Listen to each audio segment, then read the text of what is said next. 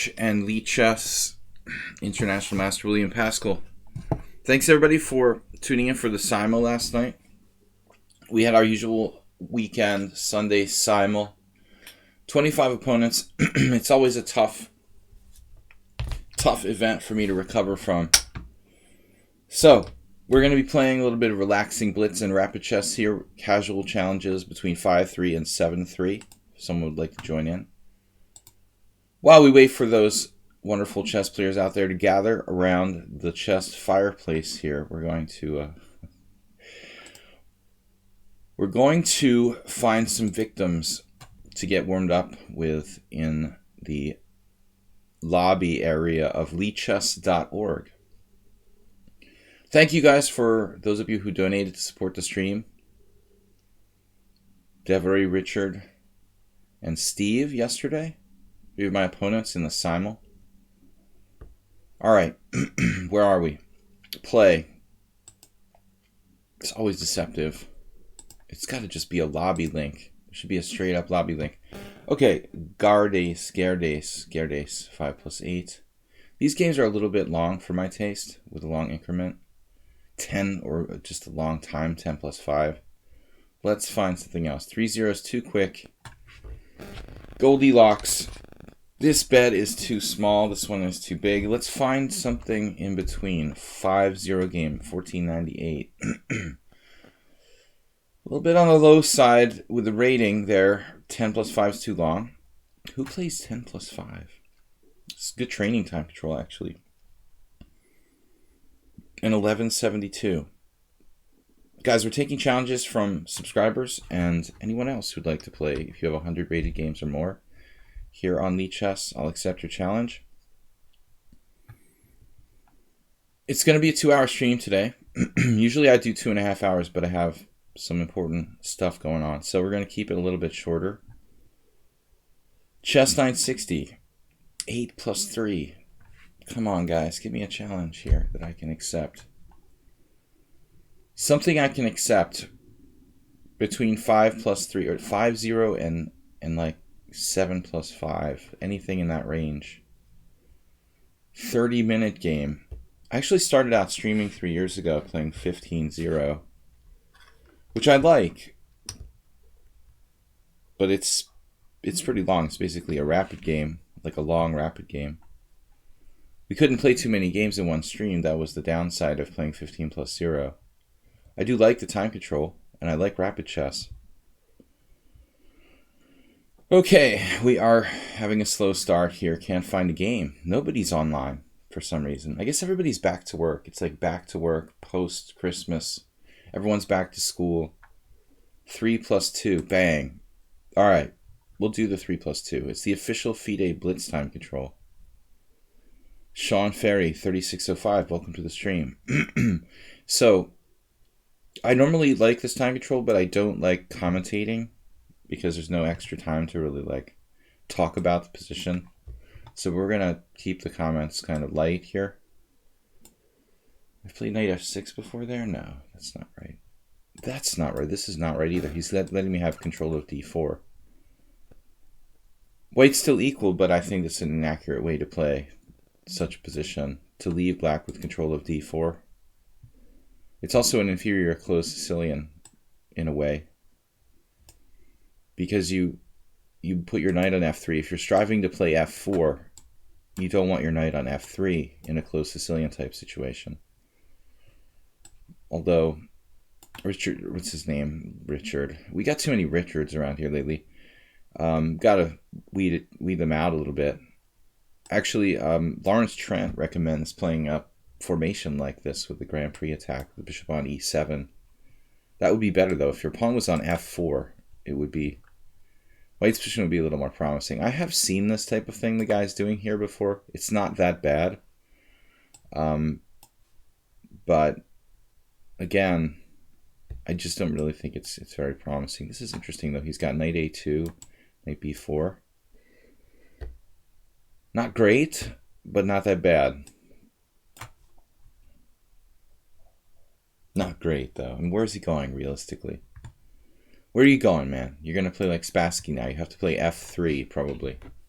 Maybe bishop f3. I drink my coffee spoon.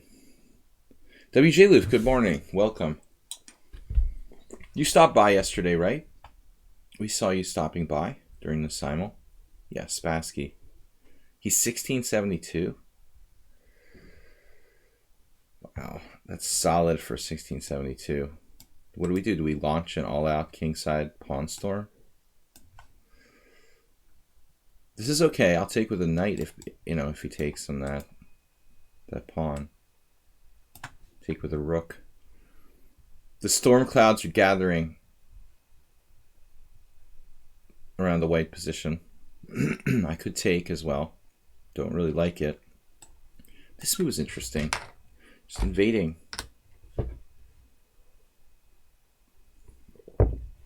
Let's build up something. I'm going to attack here. Oh, I see. You want to attack my pawn? He's tricky. You're not able to play on Sundays. I'm busy cooking or something like that. No, I don't know. I'm just making things up. All right. Queen G7. King F2. Already a smart move. Welcome to the jungle. Little Guns N' Roses. Not really my thing, but trying to think of something appropriate for this position. Welcome to the jungle comes to mind. This is a jungle now over here. But it's still hard to break through. I got to give this guy some credit. I mean, for a so-called 1600, he's pretty tricky. Almost a sacrifice on e4 here. Almost have him, but it's not quite there. If I close it up too much, there's a risk I can't break through.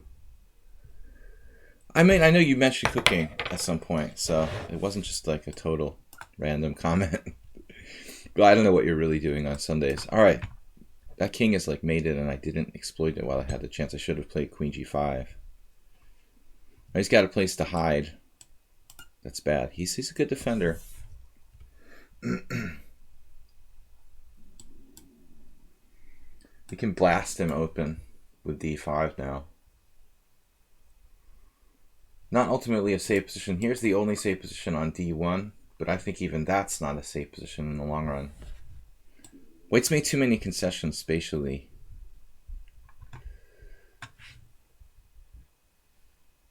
Sicilian postmortem.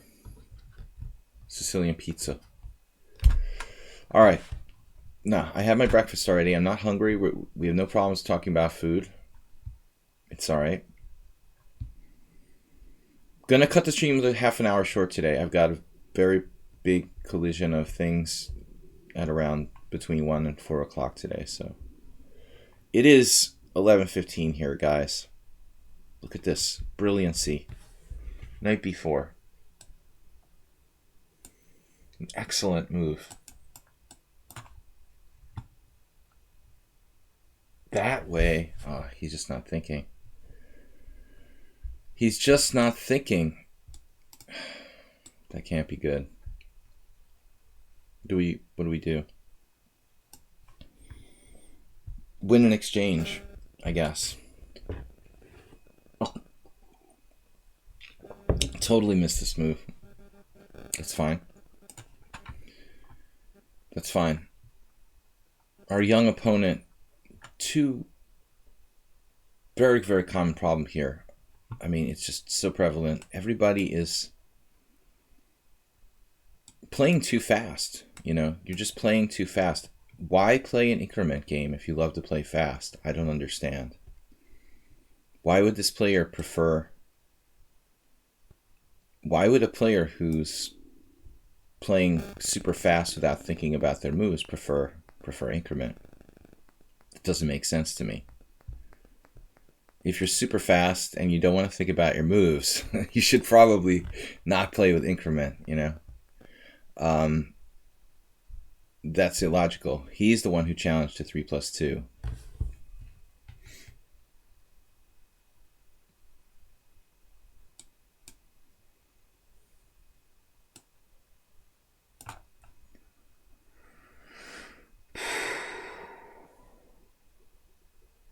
I need to sack an exchange to break through at some point.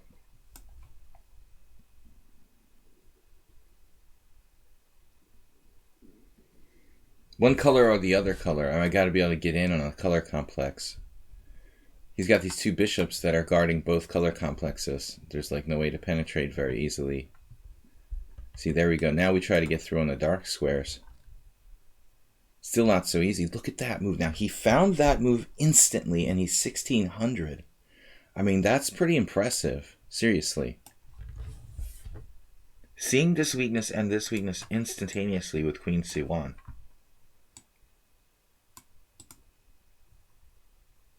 Okay, it's probably like an 11-year-old kid who's really going to be 2100 in like a year, but I don't know. That's a strong rejoinder. It is too late for him, though, ultimately, to save the position. Now he's just not even thinking. Instant move without thinking. Take your time, friend. Friend, learn to take your time, and you shall improve. So, let's play another, brother. Welcome to our stream, WJ Loof, Ilyes, and Sean. Alright, one more warm-up game. As we don't have any challenges, guys, feel free to challenge me to 5+3 through 7+3. Too weak, too slow. No thanks. I'll pass to the rated challenge. And anyway, not interested. Okay. Let's go. Too strong for me, dude. I can't play on that level. Alright. That last one was too good for me.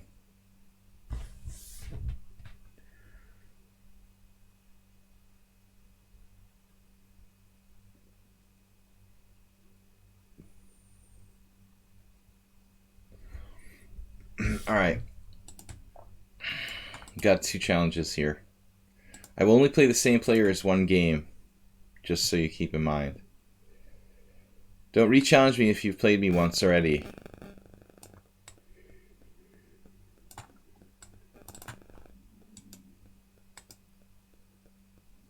Now, the last time I played this player, they played probably the strongest game I've seen from any player on lichess my entire life.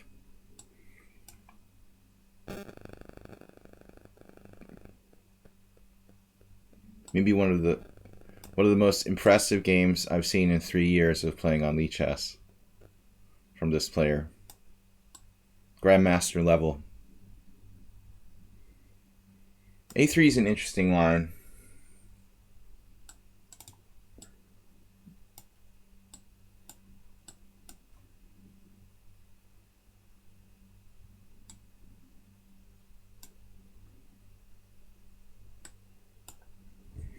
I guess this is a Hungarian defense to the move A3. Hi, Tactics in Chess. What's up with you?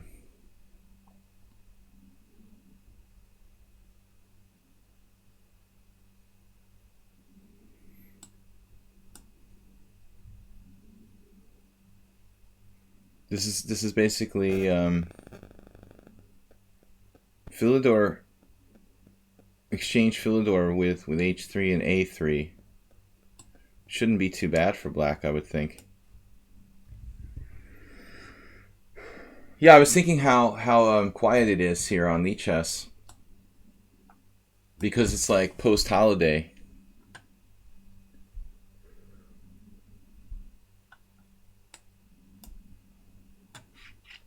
Current time control. What is the current temperature?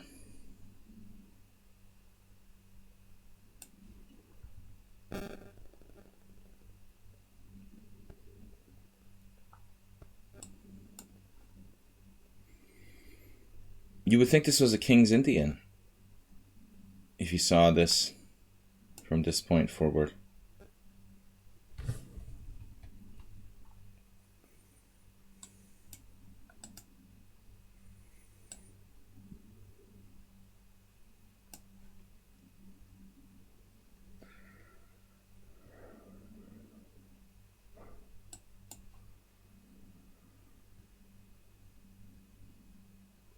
Irish pawns.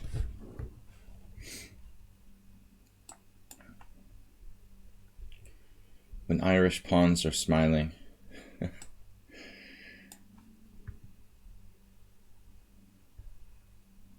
But Vinnick would like this pawn formation.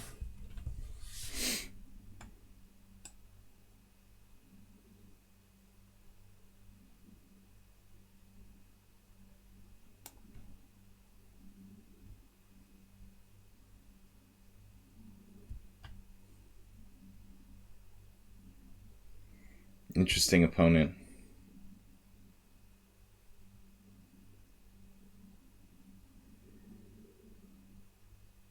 Knight Be Free. That's a funny name. I like it. Kind of a pun on the speech impediment. All right.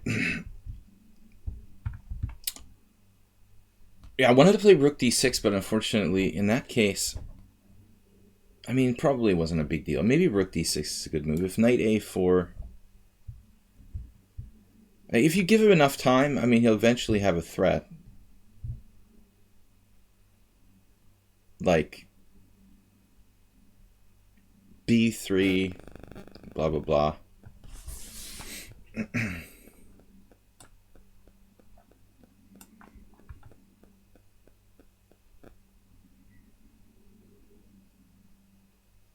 Black's two bishops should compensate for the pawn structure.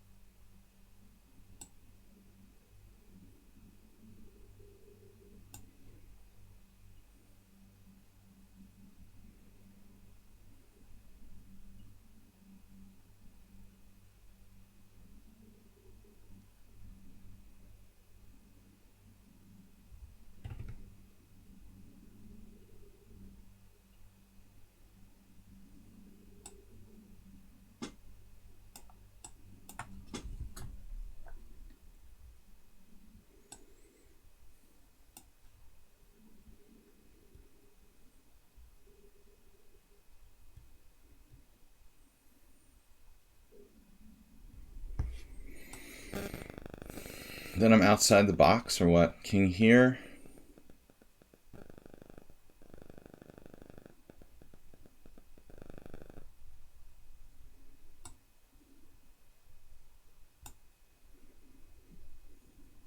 Interesting opponent.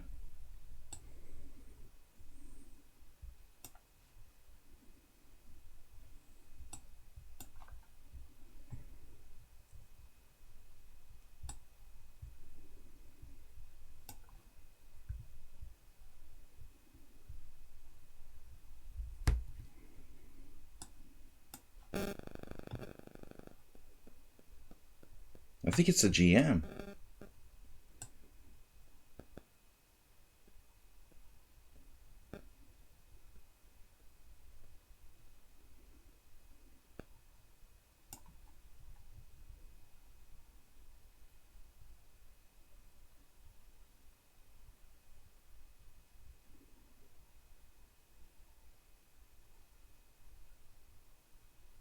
Oh, well, you should be like 2,600. I mean, I would say, probably.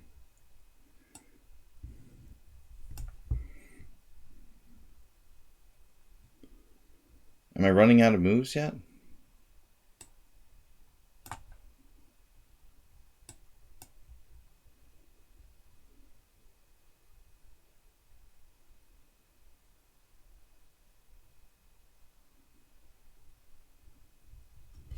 Yeah, obviously it's the 2600.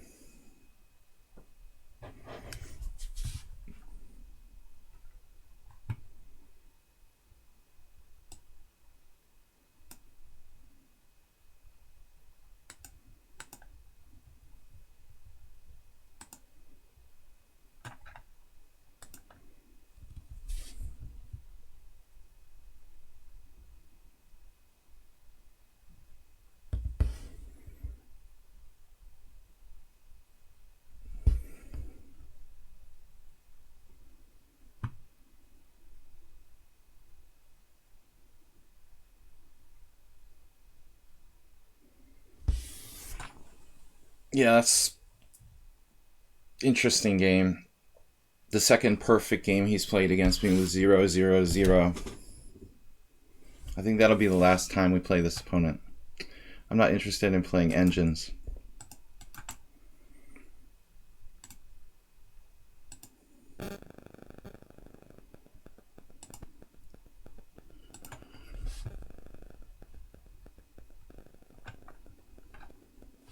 The second time he cheated against me. Just really unbelievable. That's crazy, dude. I mean, I don't know if other people are going to believe you, but I don't believe you're human. I thought I'd give you a second chance, but this is like... I don't know if you think that I'm not going to report you because you're playing a casual game, but it's ridiculous, dude. You might as well just, like, put a sign up that says, I'm using an engine to play the game. It's ridiculous. You should see the last game he played against me. This one's even more unbelievable.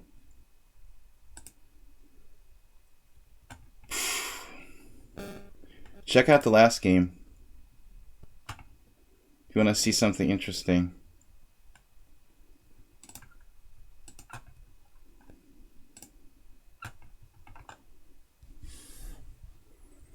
Where's the game? This. I looked at this one with one of my students. He also apparently made some inaccuracies in this, but check it out. This move. In this position, the first move by the computer is, let's see, there it is. He played this like instantly. Yeah, he's just good. Rook A D1. This is engine number 1 move. I'm not even sure like why you would choose to play that move, but watch the time used here. 7 seconds it took him to find the engine move in this position. And looking at this with one of my students, we were kind of like, well, we're not even sure why we necessarily want the rook on the d file. It's not that obvious, you know. I don't know why this guy thinks I'm an idiot or something and I'm going to play a computer like repeated games. It's obvious you're using a computer, you know. I mean, that's the second game. You did it a second time and you think that I'm not going to be like aware. The first one was even more ridiculous, like this. It's crazy. Anyway, what's up, guys? Mr. Ilyas, Inzmer, I am Ribardi, and Zen Chess. These guys are what do you call it? Subscribers. I just can't believe he would do that. It's crazy, dude. No, I don't think so. I don't think a 2100 FIDE plays like a 2600 Grandmaster. Dude, he found the engine move in 7 seconds, okay? And that's not the only move in that game. There's tons of others, dude, that are all engine moves. You can see, watch this. One of my favorite moves, we analyzed this in depth to confirm it was probably an engine. Look at this move here. Later on, when he played this move, Queen E3, where was it? Here. This position. I was mainly concerned about Queen F3. I mean, queen f3, actually, it wasn't this move, it was like queen e3 before? I guess here. I was expecting queen h3, that was it. Queen h3.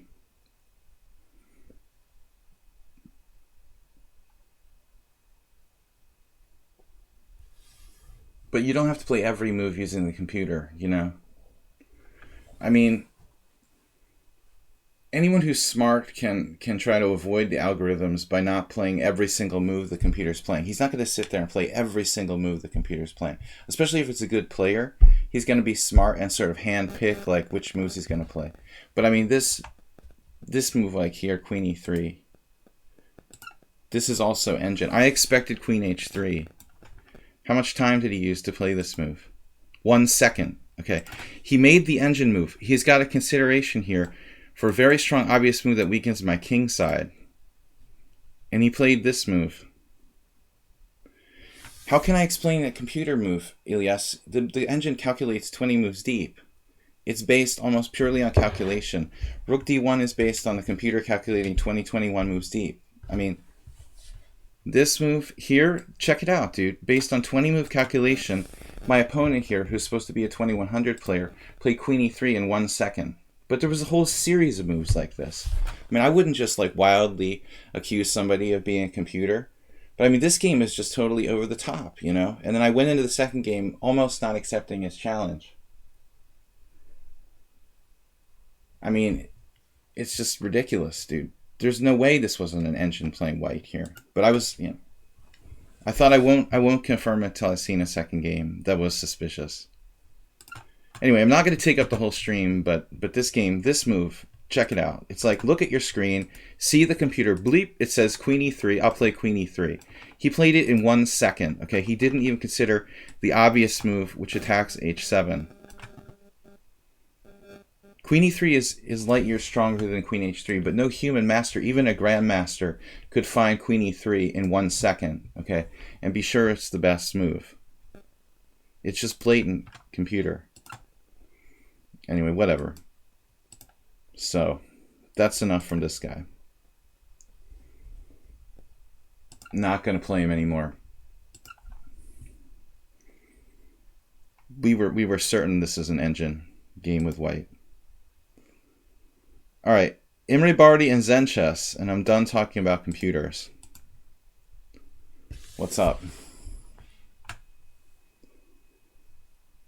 Yeah, the time graph. The time is important, you know, but this particular player is not cheating on all of his moves. Just some of them.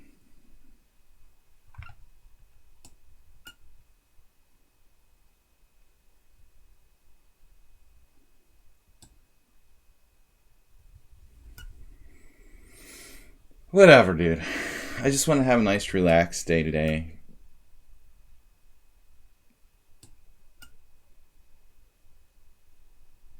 The second game isn't as suspicious as the first one. But his time use and his unbelievable speed, it's like stronger than most grandmasters. It's like ridiculous.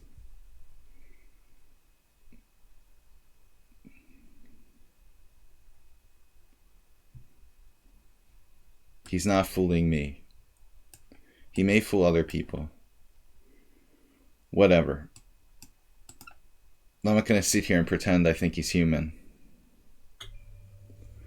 You tilted 50 rating today. No problem. Don't worry about it. It's easy to get it back here. With the Glico system, I think it's not that hard to get your rating point back. 50 points is nothing. I can lose 50 points in one game on this system. I think it's crazy. It's like the opposite of FIDE, where my rating can't change.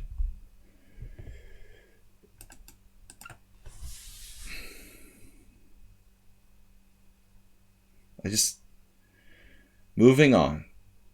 All right, a6 is an interesting move. I'm not a big fan of the structure, but I think I have to play c5 now. It's like an a6 Slav type of thing. Maybe I ought to just go b4. Welcome, guys, to the stream. I was surprised the guy challenged me to another game, but I wanted to give him a chance. But this game was even worse than the other one. It was 0-0-0 for white, using a minute on the clock for the whole game. I don't understand what you're thinking. Am I going to believe that? Even if it was a Grandmaster, it would be impressive. Anyway, I'm trying to get over it. We'll get over it.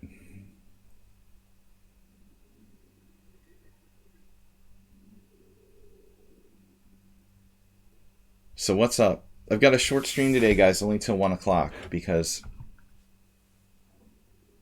I've got some collision of things I have to do at all the same time. Tomorrow we'll have a rapid tournament, the Pond Rapid Arena, 6:30 p.m. CET. The algorithms look at what? Probabilities on every move. They can detect the smart users.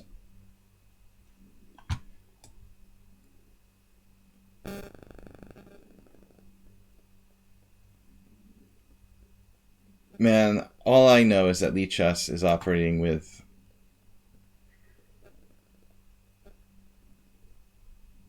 a massive amount of people on the site. I mean, how many people are playing on the site? Like, I just can't believe your algorithms are going to catch everybody. I mean, there's certain dumb things that people do. But anyway, I'm done talking about it. It just gets me in a bad mood. I'm very, very sensitive about the computer topic. It's been pretty good lately, though. I haven't had to report anyone for cheating in ages. I think there was one. Maybe there was one I was suspicious of in one of my tournaments a couple weeks ago, and I don't think lichess banned them because it was there was a little bit of kind of shaky evidence. I was pretty sure, though. Report people who leave the game, make you wait 2 minutes. Yeah, well, that's a different issue. Imre just totally freaked out. Didn't like his position. Played a really good game against me in my simul yesterday, and drew from almost winning position. But this game he was in a bad way strategically. You got 6 points. Yeah, I haven't had a refund in ages, but I haven't been playing much rated games.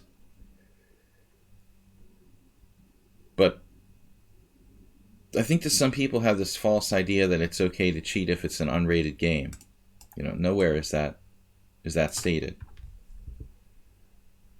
It's equally bad, and it doesn't matter. If you cheat in unrated games, you're probably going to cheat in rated games, so you should be banned anyway.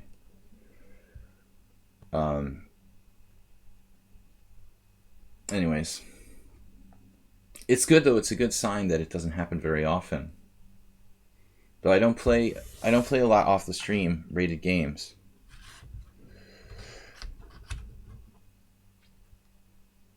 Yeah, Chesteroid. I mean, we were just saying that there's these algorithms to figure out who's cheating, but I find I'm very skeptical that it's that efficient at catching them. What if I just use the engine every 5 moves or something? I mean, actually, all you need to do, and I mean, this happens in over-the-board tournaments too. All you need to do is to blunder check the game. I mean, if you just can see the position at 1 or 2 or 3 critical moments, probably with a computer, you can beat world-class grandmasters.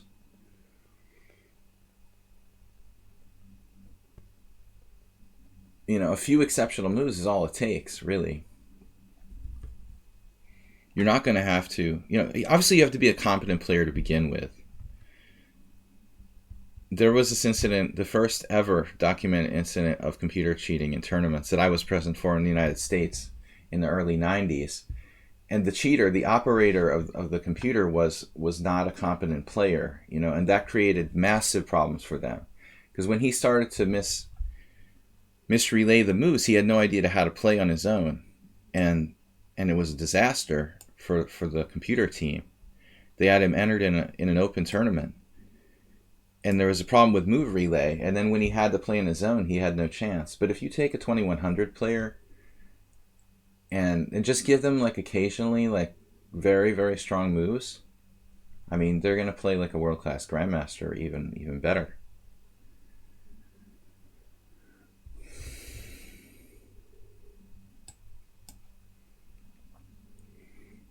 I was talking about this with the Hungarian Romanian grandmaster Szabó Gergő, and he was saying how he was really concerned about it at real life tournaments, and all they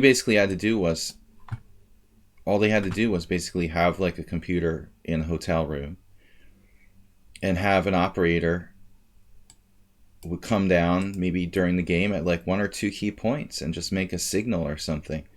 All the human player had to do was like recognize there was maybe even like grandmaster playing with the assistance of a computer. Just to give them a signal once or twice during the game is all it would take, probably. You know, just come down, wave, hey, hi, hello, you know, at some critical moment when there's a very strong move. That's all you need. It's very hard to police that kind of thing.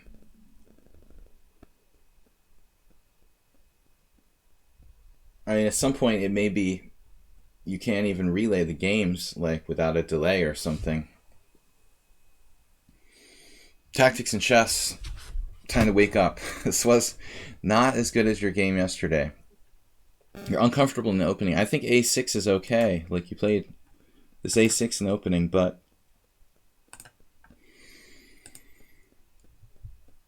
Black has to react after c5 energetically.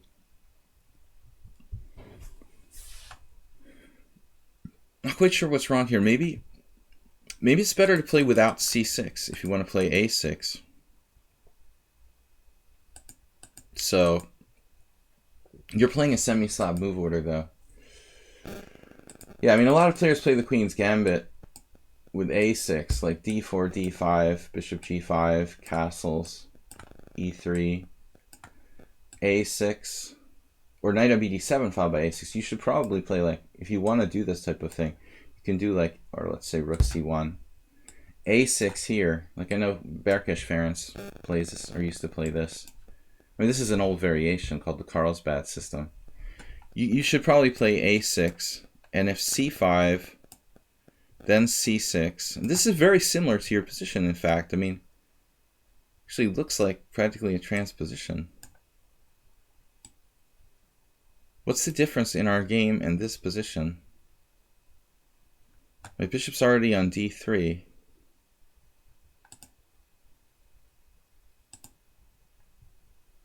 It looks almost the exact same. It's the same position, isn't it? Okay, queen c7 was just a total blunder. Yeah. This is the same position. So you can't play queen c7. This just walks into bishop f4, which helps me, you know, took over the e5 square. You have to be able to play for e5. Difficult to do though. Looks like knight h5 trading pieces. Actually, black's done okay here. Apparently that's fine. Okay, Zen Chess, what's up? Long time no see.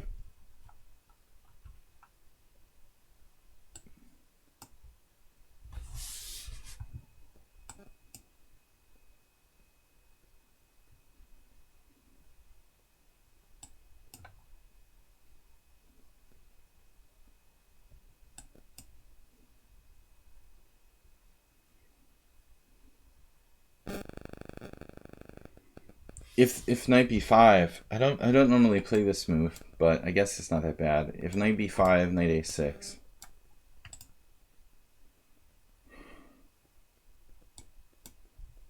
I didn't mean to do this.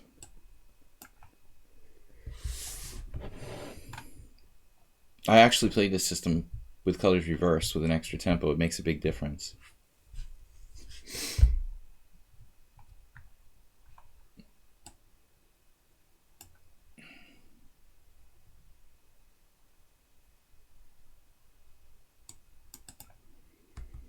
He's threatening to take on c5 and maybe keep that pawn, but this should be some counterplay.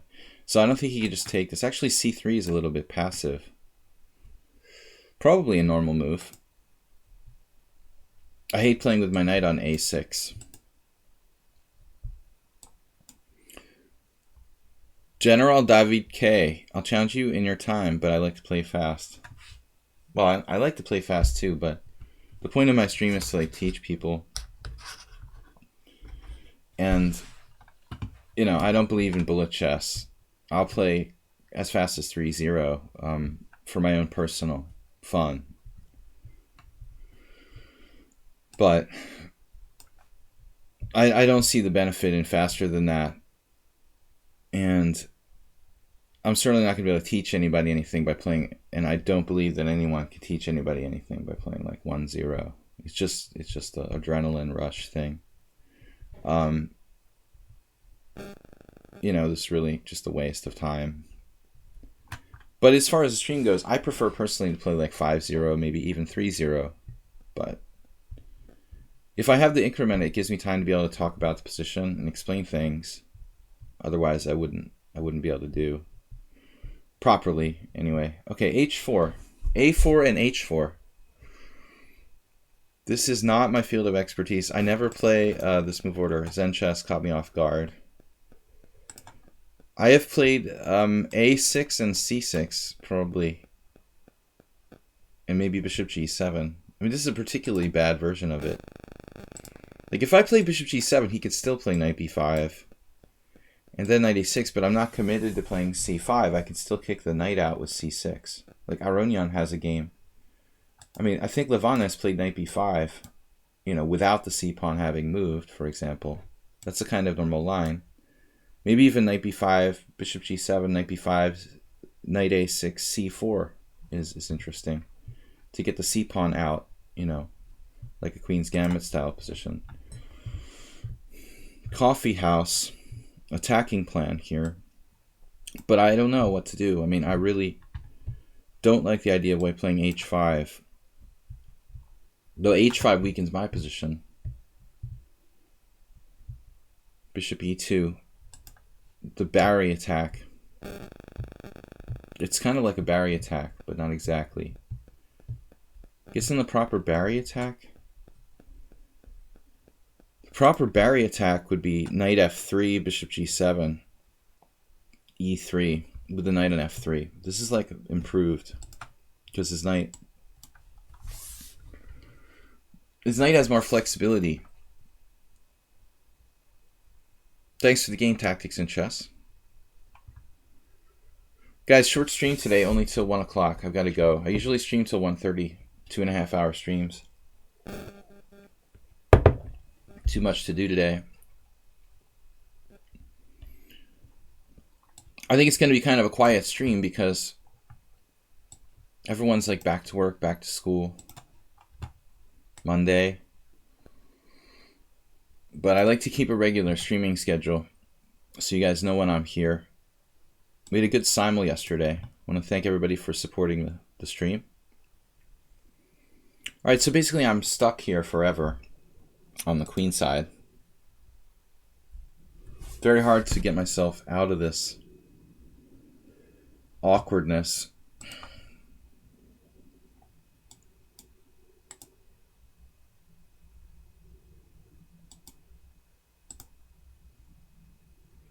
How to improve at chess. Play. Study the games of masters and study your own games. That would be my recommendation. You probably need to have access to chess books. I would focus on strategy. Alright. He has to take back with the e-pawn. I don't know if this benefits me in any way, but I'm really not sure what to do. Bishop g4 will be met by f3, I presume.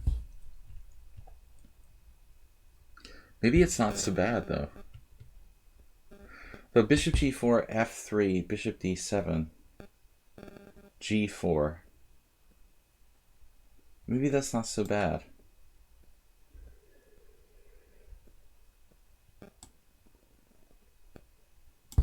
I mean, it's very difficult to answer such a general question.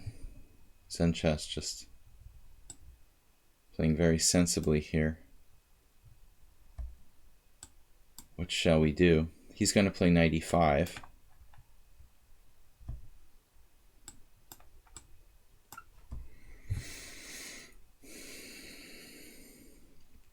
White is still better. This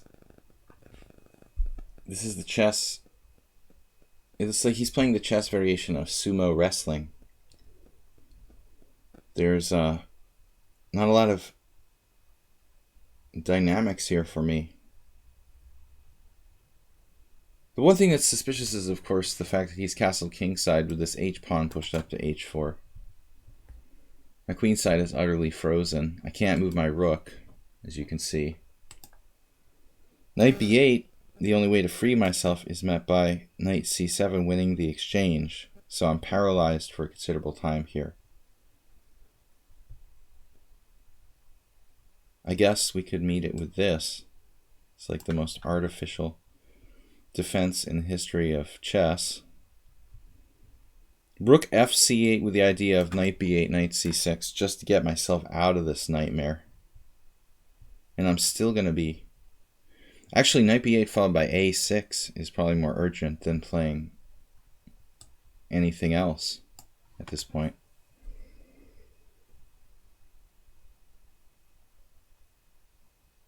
Zen chess has got this down to a science, but I made a very serious mistake in the early opening to get into this situation, which is basically e3, c5.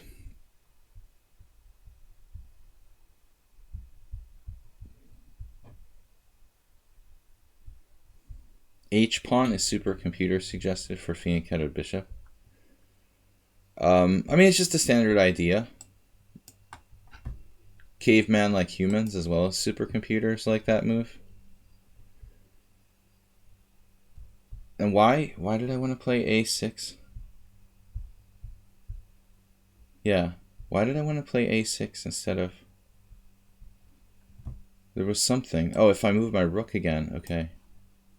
If I move this rook again, I've got to watch out for the fork. I mean, if I go here, I'll be back vulnerable to the fork again. So we're going to have to play a6 at some point.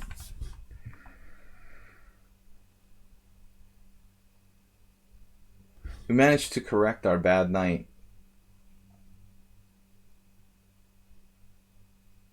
His king doesn't really have a great place to be. You know, having played c3, d4, a4, h4. He couldn't really castle queenside. If you think about it, that's the one weird thing about playing h4 and a4. It's all fine and good. He's going to put his king here, which I appreciate.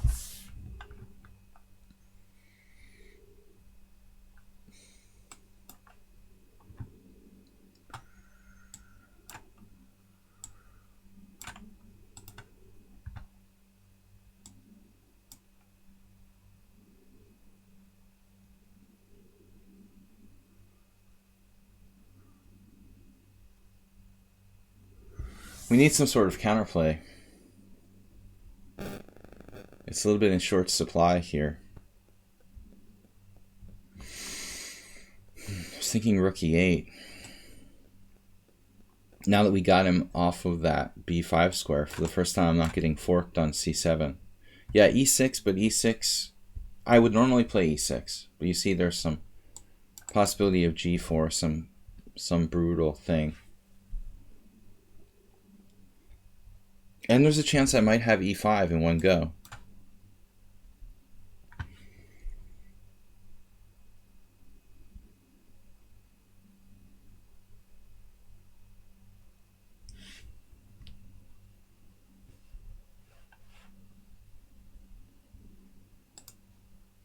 Okay, d1.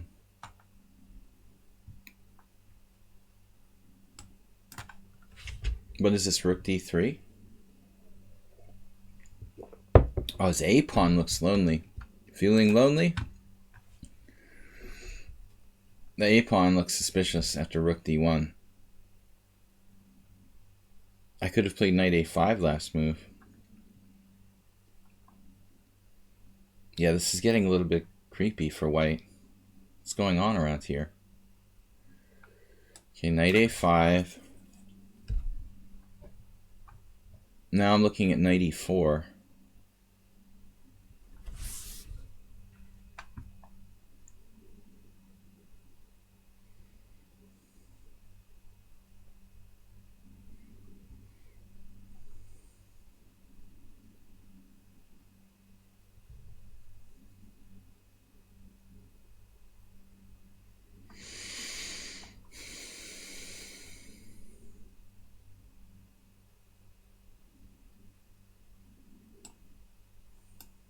They have to do something.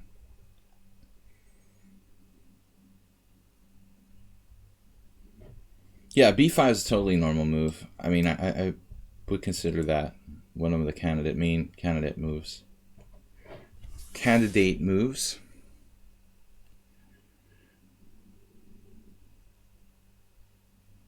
He's made an awful lot of pawn moves.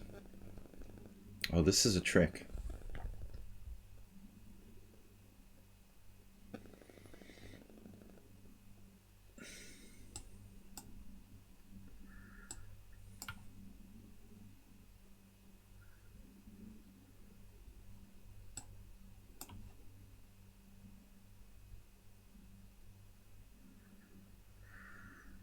So there's some tactical issues here, but we should be okay. This is massively backward.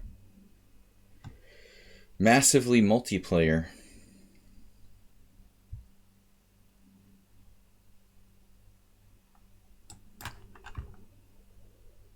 We got the time, though.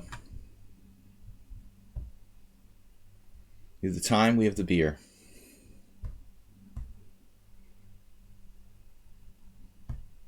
You guys know each other.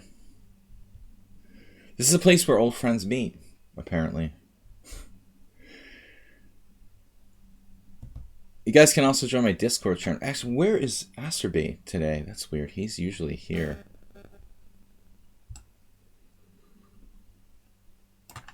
Discord channel, I was going to say. I haven't been on the Discord channel. Moobot just picked it up. Did Moobot do that on its own? He's a streamer? Oh. That's awesome. Did Moobot pick up on that, or was it just a coincidence that Moobot just announced the Pub Sludgy Discord? It's weird. I said it and Moobot was like on it.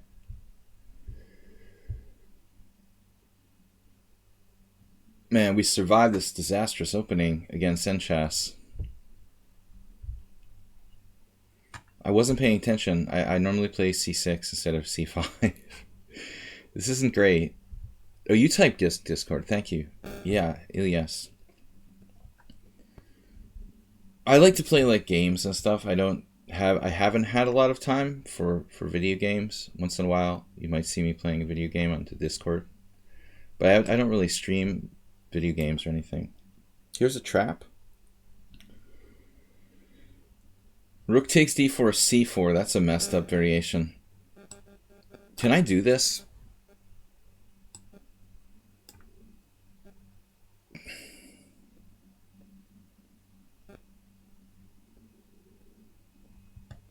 Obviously, you can pin me till Sunday. But eventually, I'll play e5 and break free.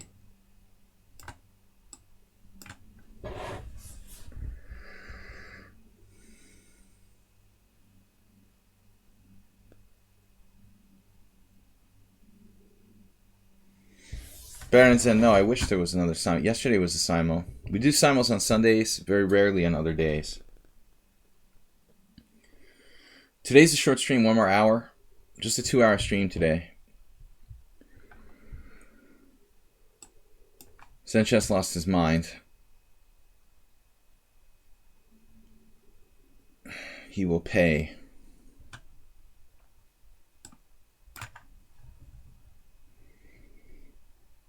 I dare you to play f4. They always do what I ask. An obedient opponent is all you could ask for. It happened the other day where I was able to actually command my opponent to play a move.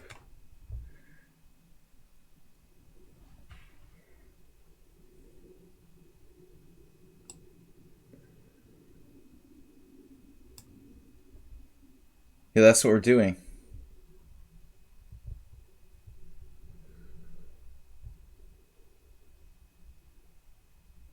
I don't know who that is. You mean the snake oiler? Yeah, not in a while.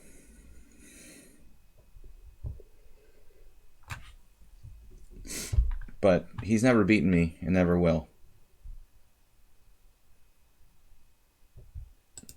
All right, Mr. Ilyas. Mr. Ilyas, Snake Oiler has never beaten me. He's -1, I think. All right. Zen Chess, what happened there? Opening disaster for me. I managed to hang on and save myself. How bad is C5? We are taking challenges, guys. We've got an hour left. C5 is so bad that nobody plays C5. This is insane. Schroer played it and managed to draw against Linderman. This is so inappropriate. I don't even have the bishop on G7 yet.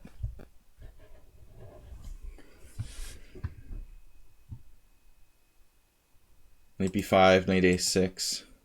So you followed this game where white won. That's strange. That's strange that black actually has equalized according to Stockfish, almost. It's only been played once. Yeah, because everybody just assumes this can't be played. I thought it was just patently bad. But I've done it once before, I think, and I did look at this. But I actually forgot. I forgot about this Schroer having played it against Linderman. Schroer's not a bad player. He's older than me. Bishop G7 and now A4. A4 is a normal idea, but yeah, it seemed inconsistent. You should just go for the same thing on the king side. I agree with the computer. You don't need to play A4. But it's surprisingly not that bad for black. Should be played more often. Alright, so Berenson, yes, we are taking challenges. And you are a challenger. And you are also the only current subscriber who's challenging me.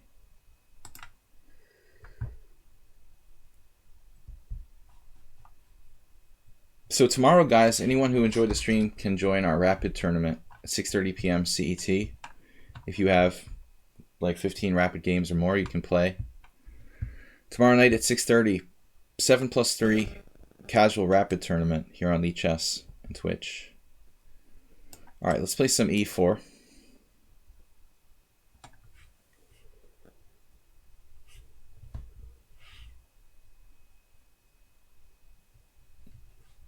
Deleted by a moderator.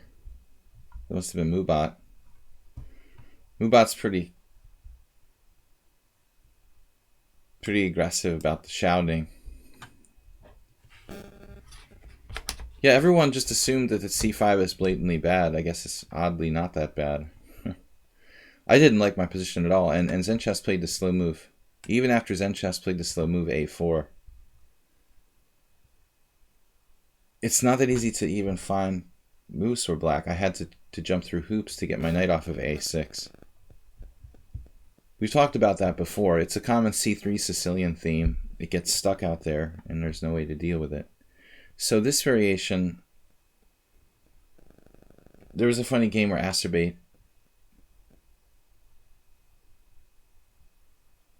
I think Acerbate faced this. Mr. Donkey actually used to play this. Video Master Charles Hertan. This is not that bad. I looked at this recently with the engine. And it loses a pawn, but black has some kind of compensation. But Donkey was playing it years ago in the 80s. You know, I've seen games where, like, Mamedyarov played it, And I looked at it with the engine, and it's not that bad. In fact, after d takes e, if you take with the queen, apparently, like, white has no advantage at all. You have to take with the pawn. And the position's kind of sharp. But I've never seen anyone play knight c6 before.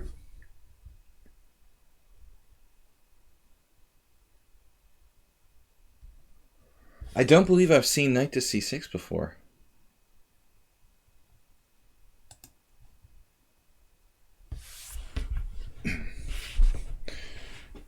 Grandmaster Mamajarov has a history of playing a lot of kind of risky, dubious lines to try to get people out of book. This is one of the games from amongst the top players I've seen who've tried this with black. I guess I can play f4 here. I mean, that should be an objection.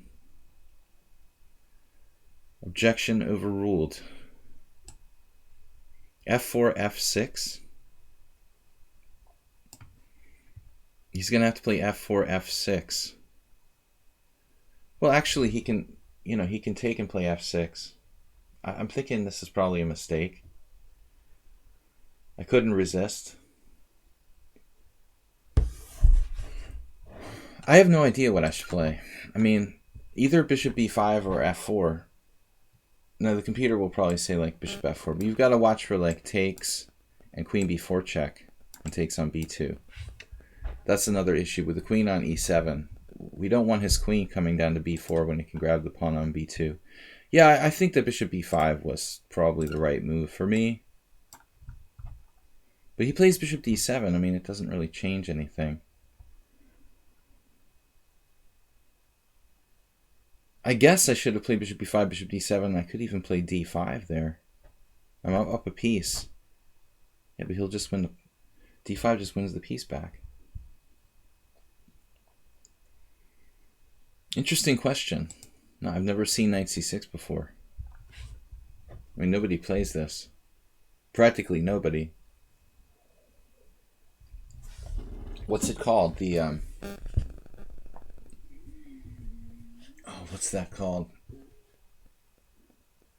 The same thing as e4, e5, knight f3, f6. Who's the player that opening is named after?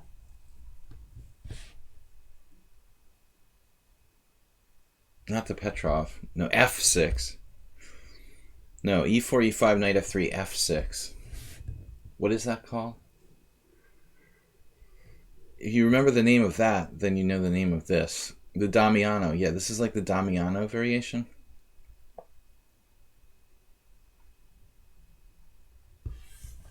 I think. But again, I've never seen knight c6. Got challenges.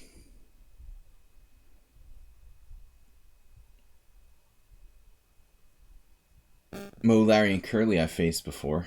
Travis Dover, that's a new one. Abu Fazl. This is nuts. Speaking of Mamajarov, but I mean, g5 is clearly just unsound.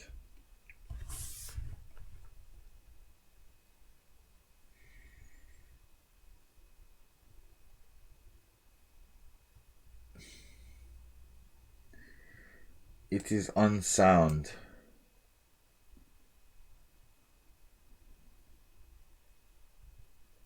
He's not going to have time to use g5 to his advantage. He needs to win a piece back, so this doesn't really achieve anything for black. Yeah, he has a square for his bishop, but I think he's weakened his king side. Castling king side is. Play f5 or bishop g7, but g5 is pretty crazy. I mean, anyways, he's supposed to play pawn takes pawn, and the queen and, he's probably not knowing the theory, and his logic is probably something like, I'm down a pawn, I don't want to trade queens. Actually, after d takes e, queen takes e5, black's supposed to, like, equalize pretty much completely. I have to play d takes e5. And then the game is kind of complicated. White is up a pawn, but the pawn is overextended, and there's a lot of lines where black can castle opposite sides, so it gets kind of sharp. You don't have to be worried about trading the queens there. Now, I cannot lose my central pawn. So the next move basically looks forced. I must play queen e3.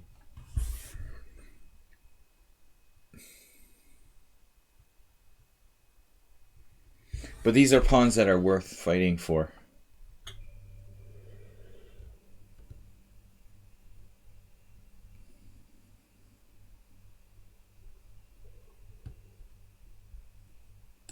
Structure. The chain of command. Objectively, black is got to be lost with such a powerful pawn chain here at hand.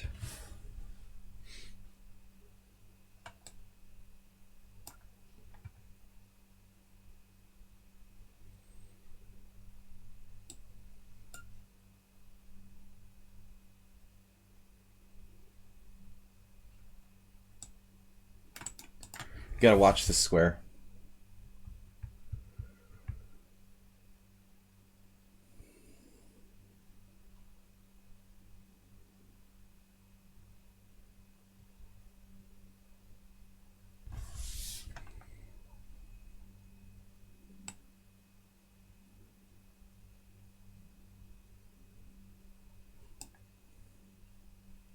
Maybe I ought to just retreat my rook here.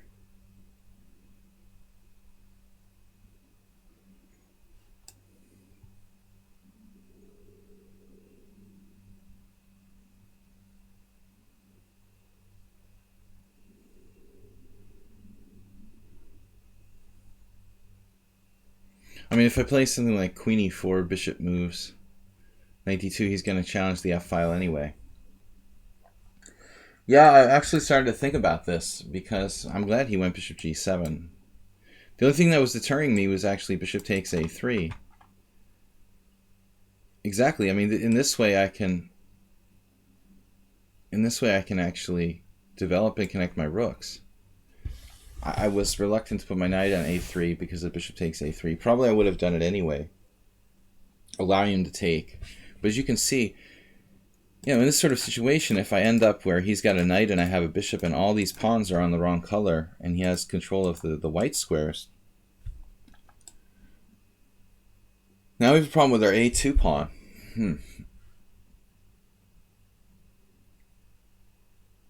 So the entire plan is a little bit faulty. Faulty towers.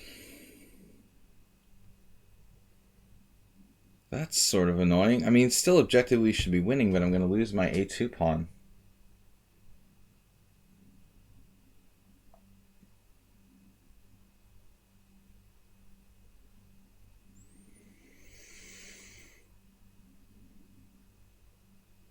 I guess I should just exchange rooks. Nothing better than that. Now he's got the f-file. But I mean, when you're talking about an extra pawns, two connected extra pawns like this, it's a lot to ask for black to be okay here.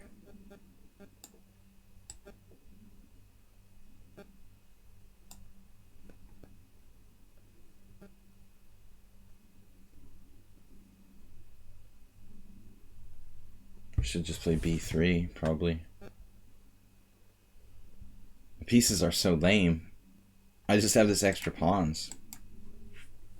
But the placement of my pieces sucks.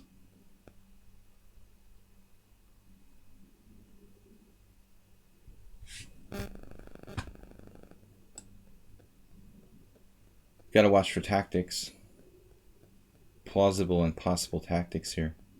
Sacrifices on the pawn chain. It doesn't appear to be anything immediate. I mean, when you're up two central pawns like this, trading pieces should win. I would play rook f1 next move. There's also a check here. Uh-huh.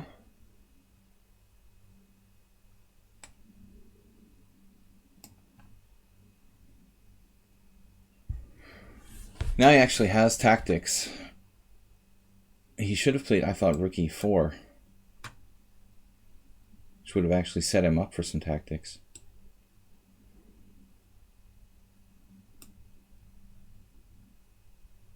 Did I miss queen h3? Play h5 there. Now it's too late. The trade of queens saves me from any sort of danger. Now he's just going to feel the power of these pawns. He had a certain amount of compensation all the time, like 1 pawn compensation, but he was down 2. You know, that's a little tough.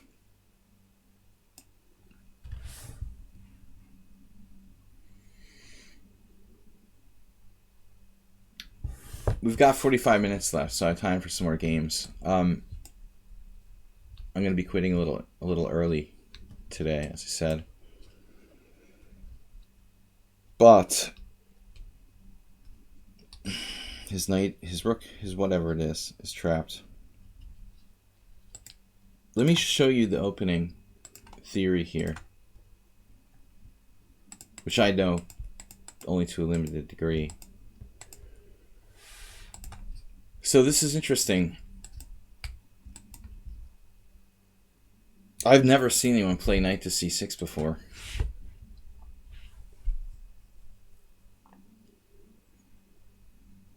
And the question is, bishop e5, or what's the refutation?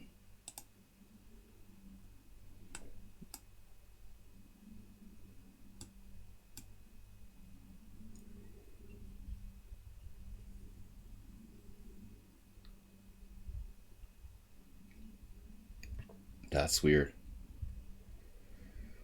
Computer is actually suggesting bishop g5. I definitely wouldn't have ever conceived of this.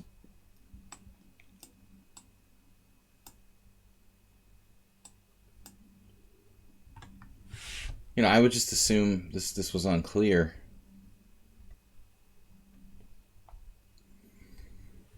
There's some sort of amazing move for white now.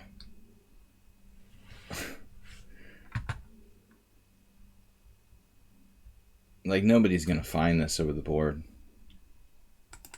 So, yeah, I mean, I think I should play probably bishop b5.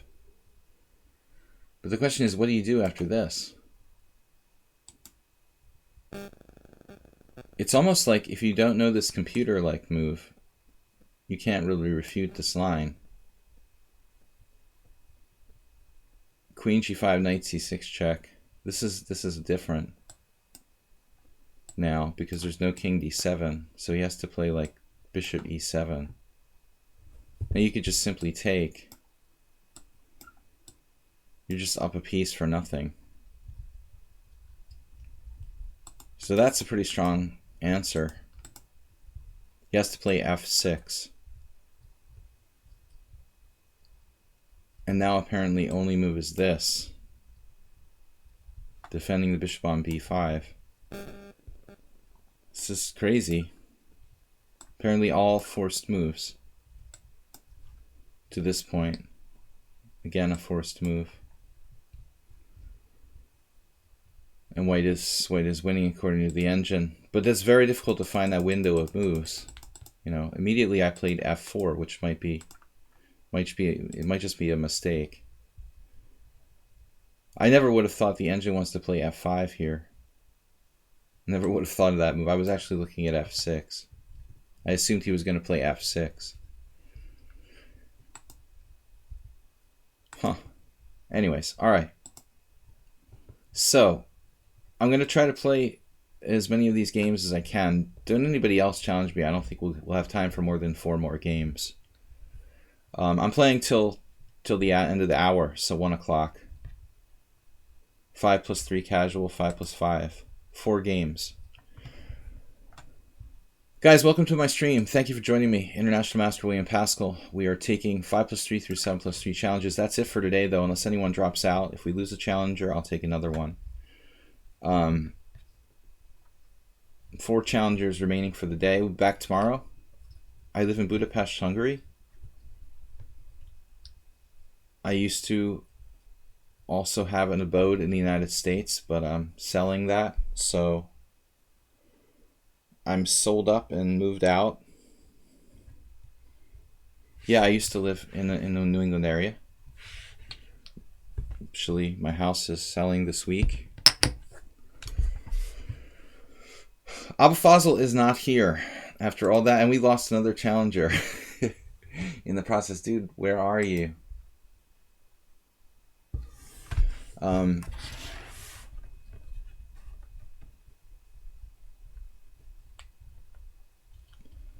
still a New England resident. I have a storage unit.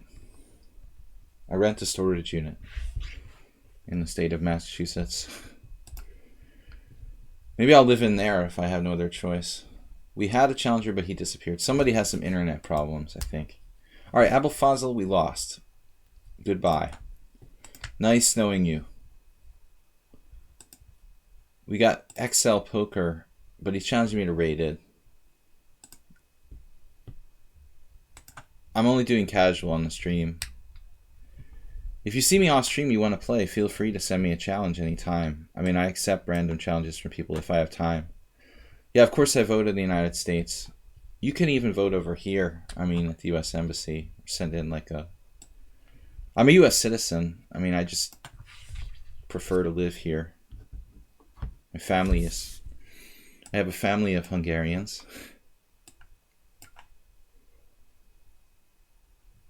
But I maintain my U.S. citizenship. It's the same thing with chess.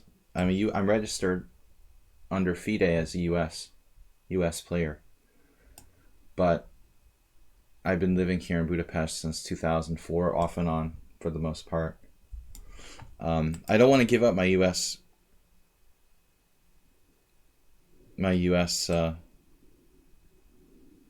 Federation chess-wise because it's useful.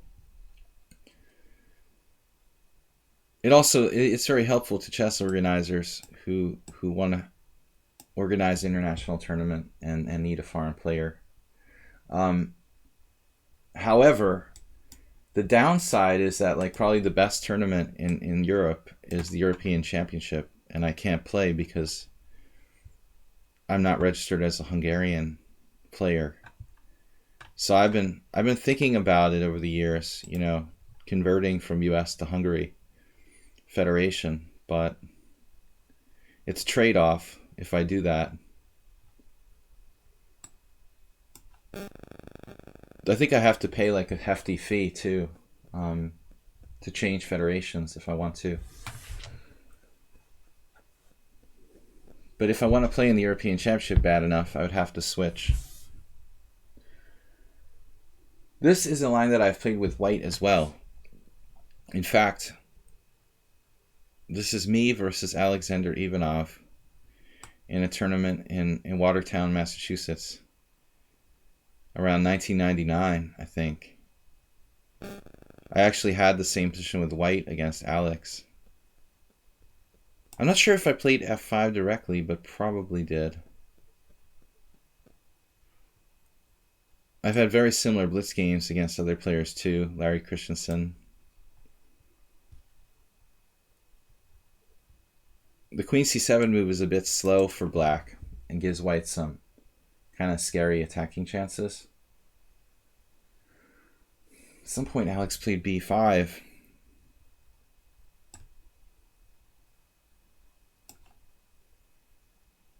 I won that game against Ivanov. He almost lost on time. Exact same position.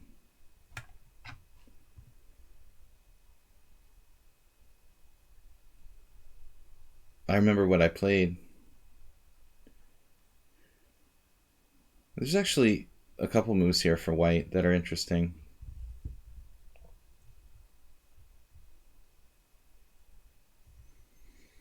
Grandmaster Larry Christensen also had a tendency to play Sozin type of lines with white, but he would play a very specific system where he would play a4 at some early stage, which is kind of unusual for white. Here my opponent just played a3. And so now we have a pretty typical situation. King h8 is a useful move. Getting off the long diagonal of the bishop on b3. He's preventing me from playing b4. And I also have the ability to play e5 if I want to, but it's a dangerous move. It's basically perfectly played.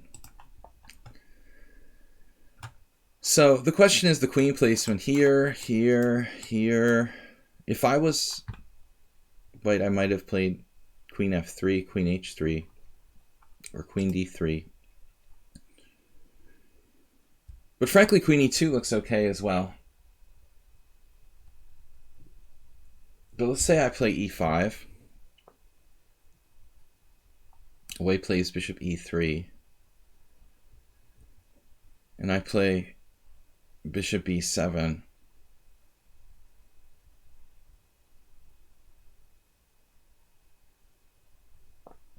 You could also play bishop f2, followed by bishop h4.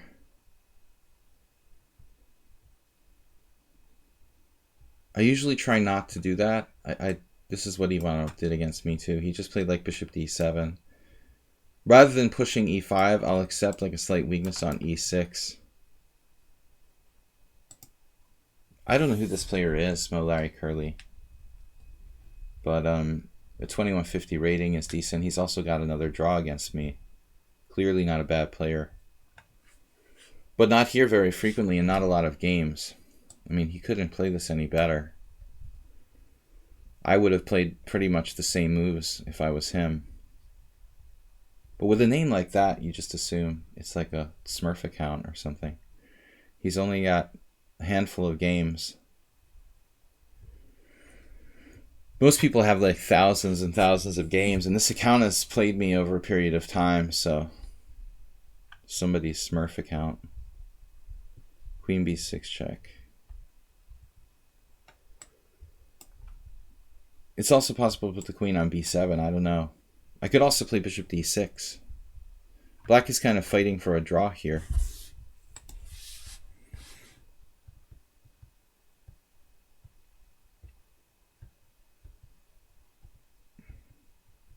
Yeah, in retrospect,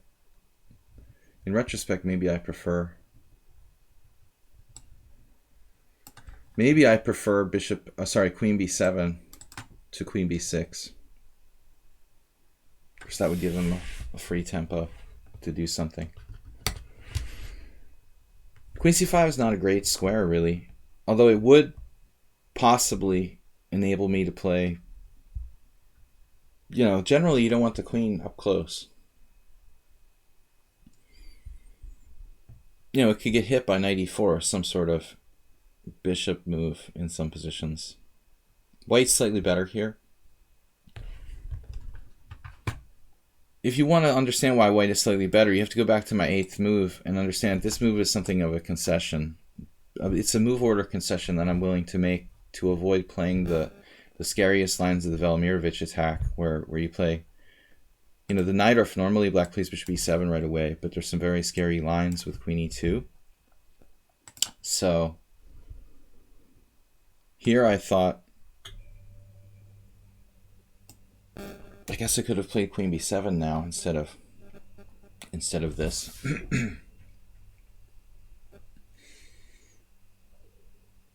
But I just saw this. I mean, if he takes on e6, he's asking for trouble. Maybe there's nothing there. In any case, what you gonna do? Bishop e6, take my weak pawn away and open lines for me? Okay. Bishop e6, queen b7. I'm down a pawn with active pieces. I don't really mind. Setting up Alexa to take song requests.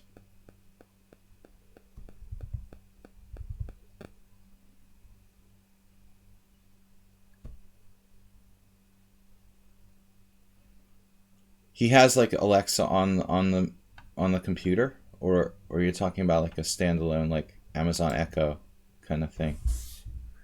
Well, this is a great idea.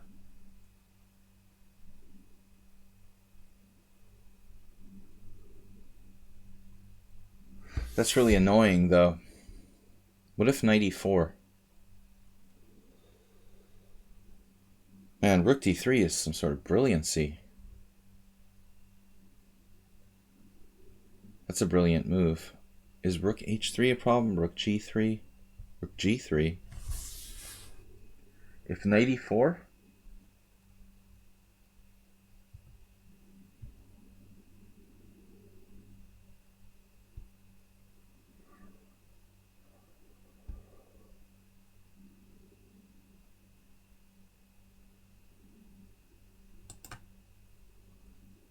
Maybe I should just play something simpler, like knight to d7.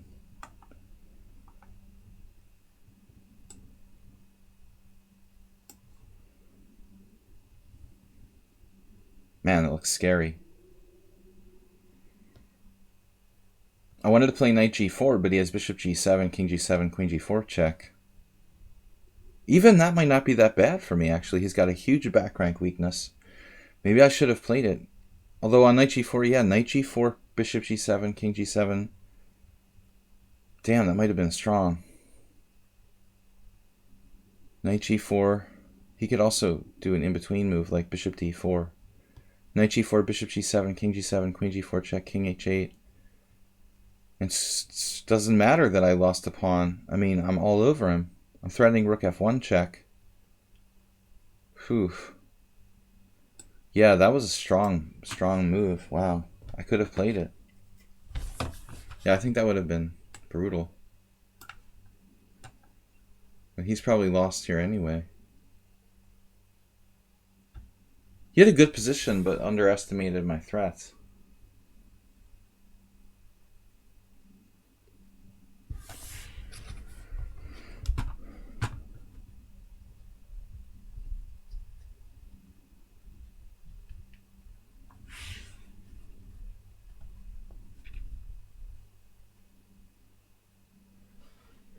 Well, I'll definitely consider it Baron Zen.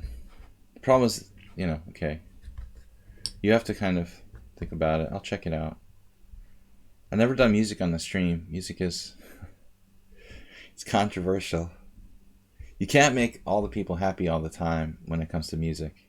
Some people don't like music at all, so... it's always... it feels like you'd be creating a... nobody's happy. You can't make everybody happy. Some people will be really happy that you have music. Some people will be really annoyed that you have music. That's why I've avoided the whole discussion. It's controversial. There's nothing he can do. I have double threat. But he had a great position, I thought. Although the interesting moment is before. Here. See? I talked myself out of it because of initially bishop g7. But if you just go one move further... here. White's screwed. He has too many weaknesses. This was very strong.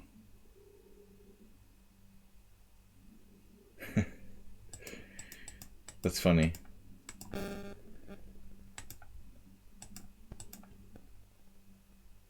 So actually, I did play a good move here. Rook on a to e8 is like black's best move. On the previous move, this actually happened with the Velikov game in 2000. But I thought maybe queen b7 was better. Not sure about queen e2. I'm not sure about a3. King h1 is always a good move. You can play that. Okay, guys, let's move on. I got time for at least 2 more games. Travis and poker.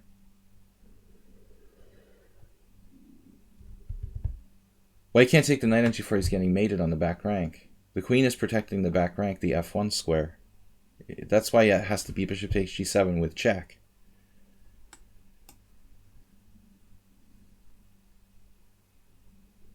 Luckily I know that position really well because I play both sides of it. I was actually having this conversation with the stream the other day, or maybe actually wasn't the stream, it was with one of my students, but the idea that, oh, I mouse slipped d3. All right, we're playing the King's Indian attack. Not intentional. I think the King's Indian attack, it's kind of feeble, honestly, but it's all right. Not particularly great against the Sicilian. I prefer it against the French. But if you play an opening where you know the position from both perspectives, it's a huge advantage. This is a good example of another position that I've actually played with black. Although I haven't played it in a long time. I used to play this formation against the King's Indian attack. I would play rook b8 in this position. It's been a long time since I played that system. It had to be rook b8 here. Although I don't know what I do in the case of d4. Bishop d7, just allowing d4.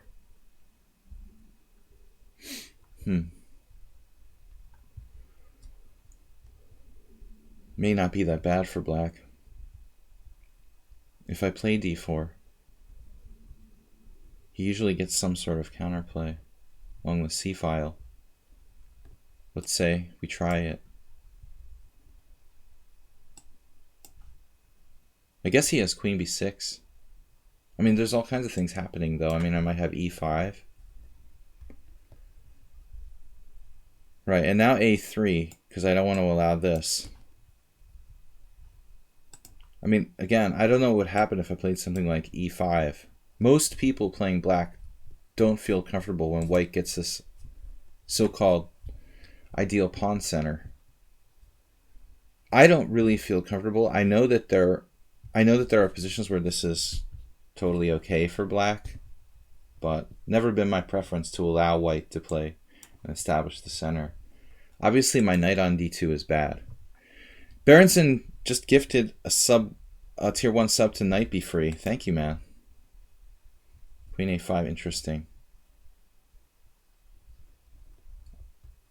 I'm always joking that queen a5 is always bad.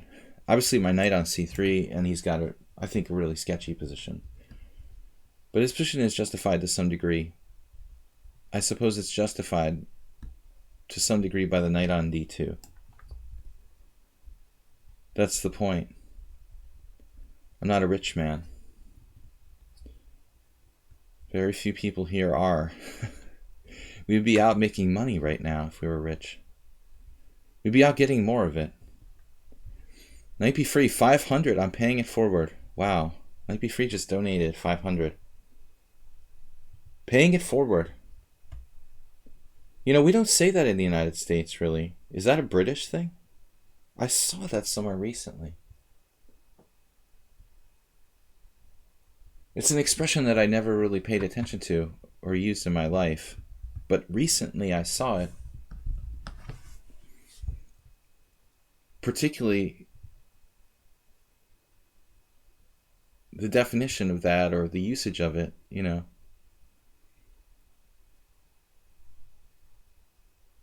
This is an interesting square, like a6, but my h3 is against queen h5.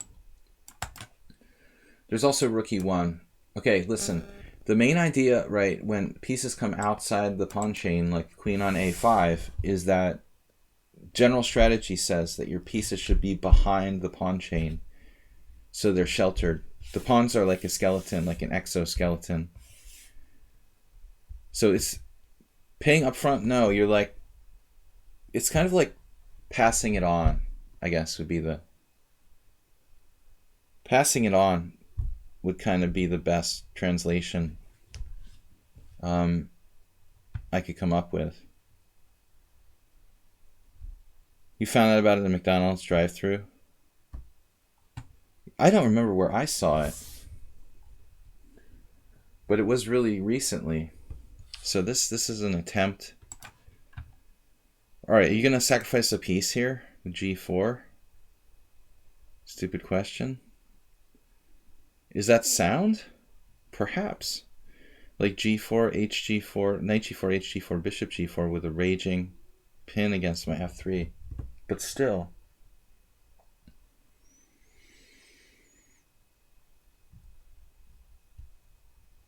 It does look kind of legit, honestly.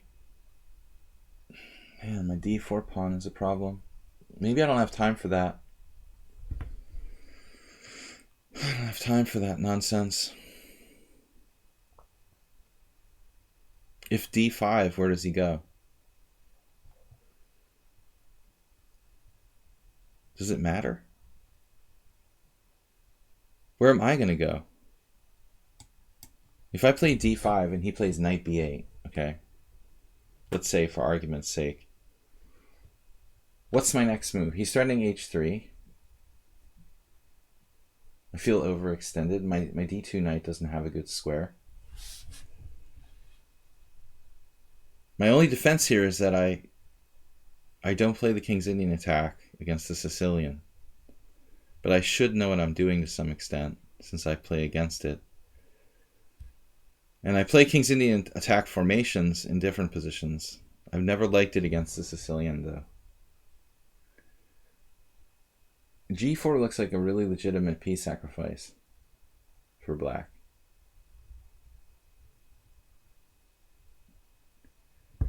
d5 is a temporary stopgap defense.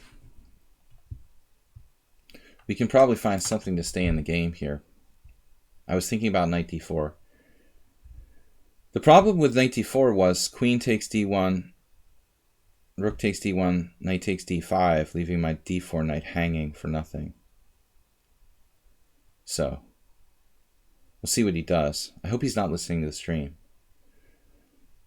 Yeah, too bad my knight's not on c3, Uber Driver. When did you tune in? Say it like it is, man. If my knight is on c3, I mean, black's whole position sucks. Obviously.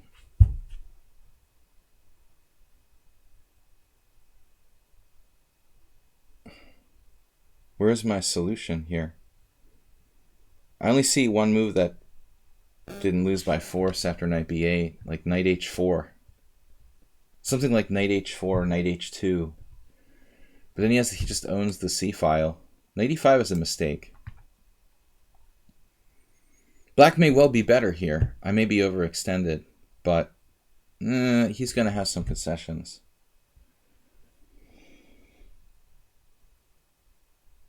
But after knight b8, I was hard-pressed to find a move, honestly. Uber Driver, the last weekend of Christmas.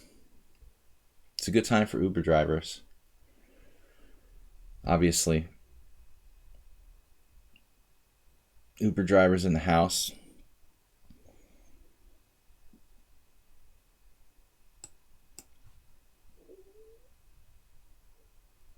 Black's still fine. I mean, he managed to make this, I don't know how to call it,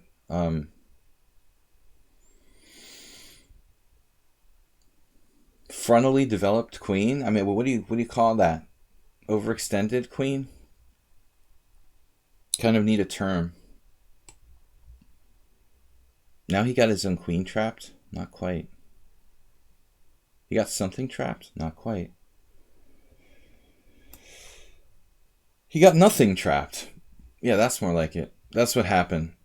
He managed to get nothing trapped. There is something here. Oh, shit. g4, g5.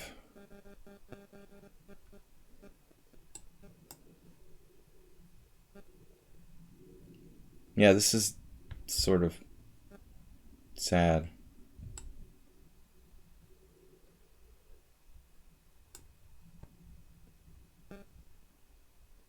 Queen is actually trapped there.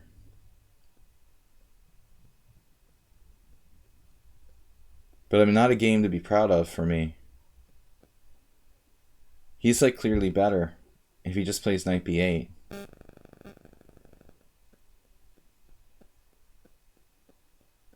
Oh, someone suggested rook takes c1. It hadn't even occurred to me. At what point do we have rook takes c1? Like now? The previous move? Yeah, like rook takes c1 immediately. Rook takes c1, rook takes c1, knight f4. Like, it's probably not a bad exchange sacrifice. Even now, is it too late? Rook c1, pawn takes f6. Rook takes d1.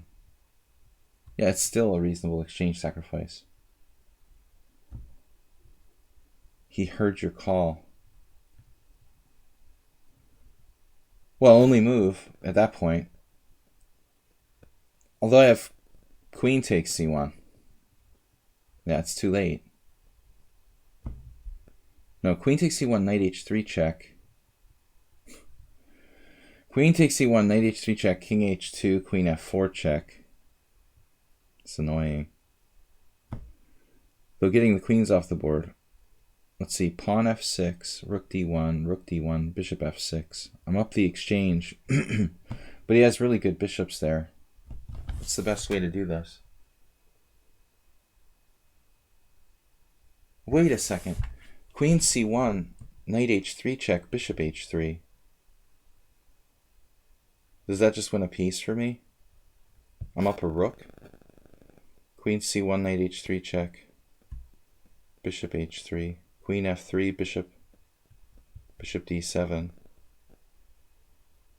He has nothing.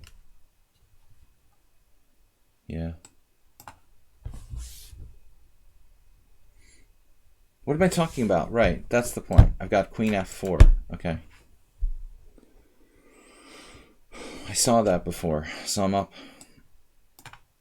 I'm up a rook. Yeah, but this is not an impressive game by me. I mean, he just screwed it up.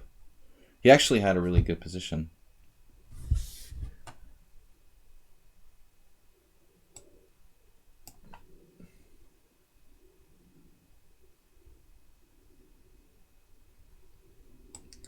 It's actually pretty instructive how easily I was able to overextend myself. But I'd be willing to wager that knight b8 was just extremely good for black. I'm almost losing by force. The best I could see was something like knight b8, knight h4, knight h2, desperately trying to trade queens.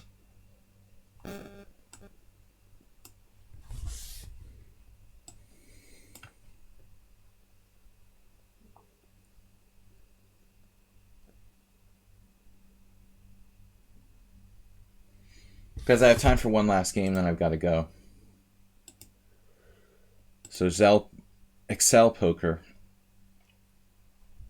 I assume that's how we're pronouncing it. Hey, check first. Check first is strong. It's like a mating attack.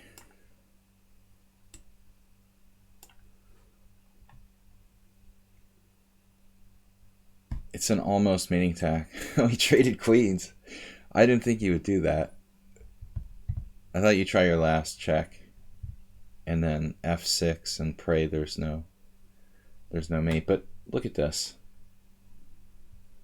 This position, man, after d5, I don't even know if d5 is my best move. Computer knows that g4 is too dangerous. See? Yeah. Wow, the engine actually likes knight e5. What the heck was I supposed to play on knight b8?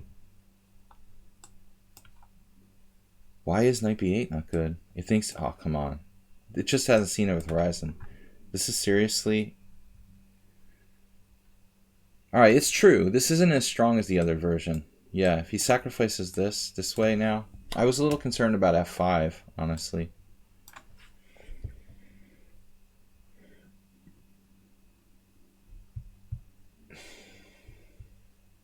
Maybe it's true. Maybe it's true. So the engine actually supports his decision to play knight e5. Well, he's certainly okay. He could just trade queens, and I think the c file is just an advantage. That's difficult to negate. Yeah, this is such a good move, queen d4. After queen d4, you have no problems. Your queen can sneak back into the fold. And black has the c file. You know, that's a strong move. Okay, guys, last game. It was interesting. It looks like the black queen is overextended, but not a rook odds player. You're welcome for the game. That was interesting.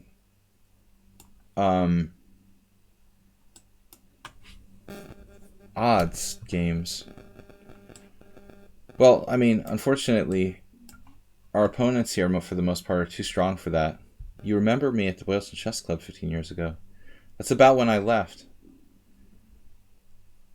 The original Boylston Chess Club, well, not actually the original one, but it was there for a long time. The only one I ever knew. I played in Boston between 1990 and 2003. This is funny. Occasionally I run into this. It's not even a real variation, but it's not bad for white. You know, it's funny. This is a funky position. A lot of people just take on b5 not knowing the theory, but actually it leads to an interesting position.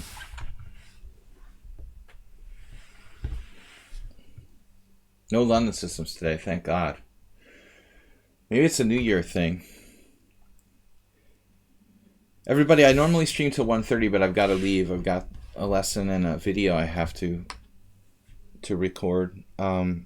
So we're a little busy today. Tomorrow night I'm going to be back at, it's the vital point here on D5. Tomorrow we're going to be back at 6:30 with our Tuesday stream. I'm streaming Tuesday, Wednesday, Thursday. Maybe we're even streaming on Friday, actually. I'm starting a tournament Friday afternoon.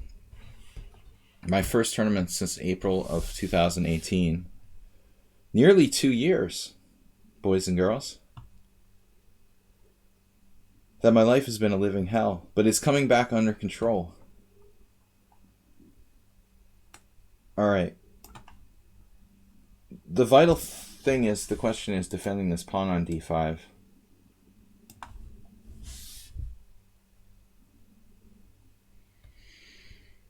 Since my life stopped being a living hell, I can start to think about playing chess again. As soon as he plays a4, I've had the exact same game. As soon as he plays a4, I have to watch out for a4, a5. I think that's a serious positional threat. Probably I have to play a6, and I had a game that I nearly lost, or had a lost position. They did like ba, and dude, did I play you before? It's such a shame that you can't do a database search here on lichess for positions. You know, that's one of the biggest faults of the site, I think, that they've got to find a way to do that.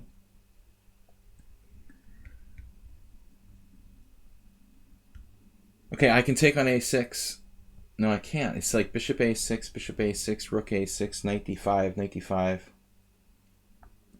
Well, how bad is that position? Bishop a6, rook a6. Let's say bishop f6, knight d6, knight d5, knight d5, queen d5. It's not that bad for black, but it's not that good. I had a game where I literally played bishop c6. And it got really crazy after that, but I'm thinking that maybe it's too much.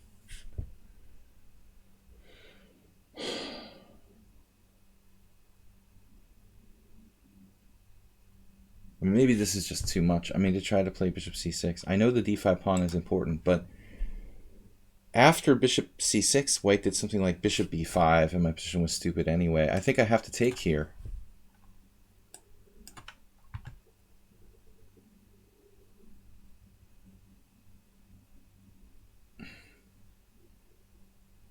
At the end of the day, white has a decent position.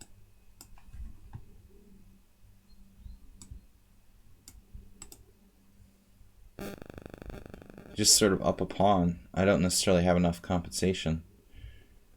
I don't know that black is necessarily lost, but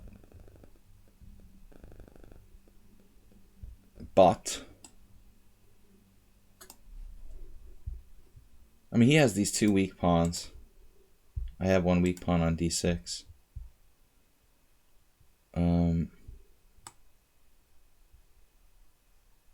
It's convenient that my rook at least protects the d6 pawn. The main problem for white is the b pawn. I mean, it is truly a target. Same can be said for mine, I suppose. But I don't know.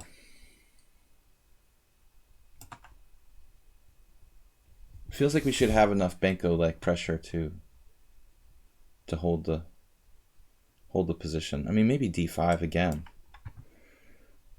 Yeah, it is. It is Benko-like. Well, I mean, it is. It's a sister opening. Basically, the Blumenfeld is a Benko of a sort. Brothers and sisters.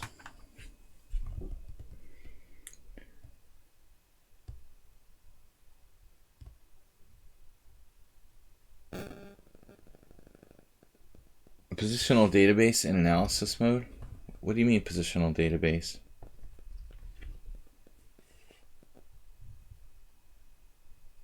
Are you talking about the Opening Explorer? Or something else? I mean, I'm talking about like to be able to search for positions.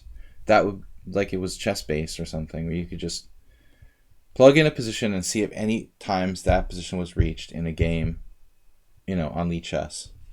That would be awesome. I don't think it would be that difficult to set that up, would it? I want to see if I had this exact position before, you know, at move 15 in another game here on lichess. But there's no capability to do that I know of. Really shouldn't be that difficult to set that up. All right, kids. Queen c4 is kind of bugging me out. Now that I think about it, maybe it's not a big deal. Kick the knight away before it's too late. Yes, it's there. You can do that. You can search by position.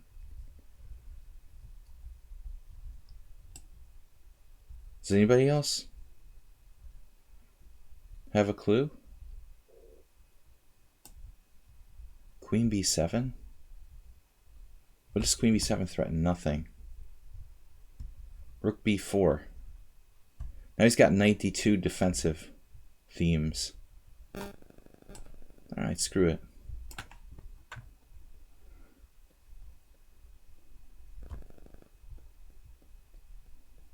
Distant opposition. No king and pawning games, please. This is getting interesting.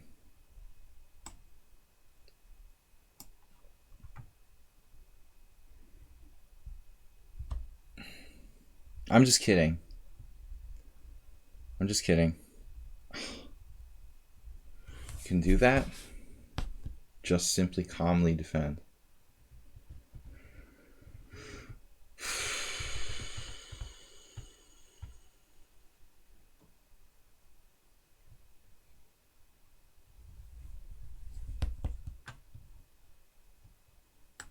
Rook g6.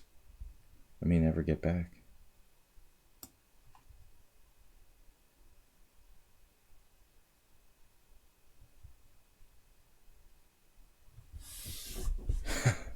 You'll give him $10 if he goes 92. I would take him up on it.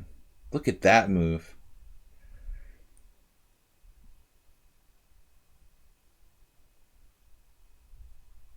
King f1. Wow.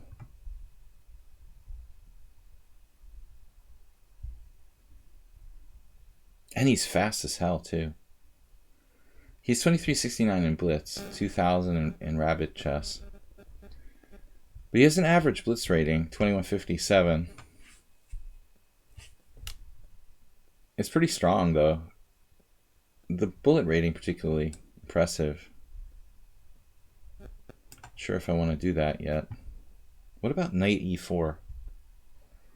What's wrong with knight e4? Nothing.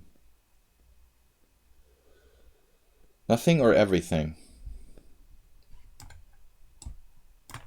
I'm about to flag. Now he should play knight d2.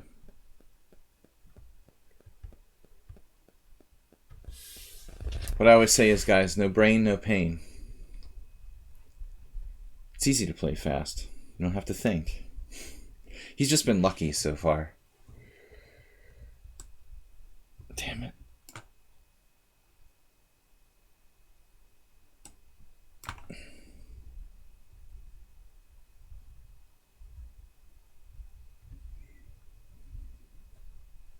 Draw. Oh, it is a draw.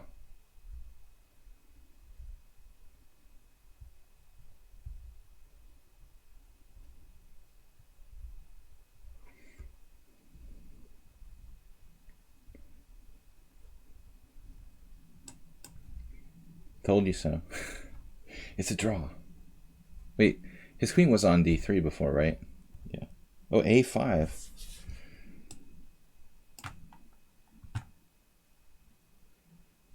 a5 is greedy. Kind of greedy.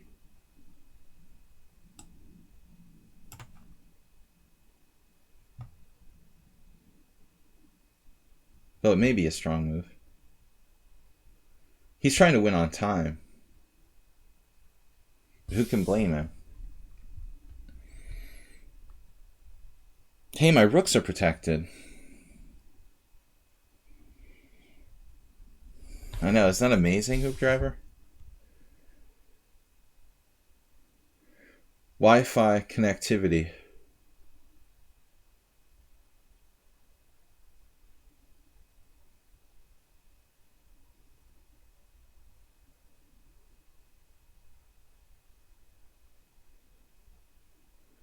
Thank God they're protected, huh?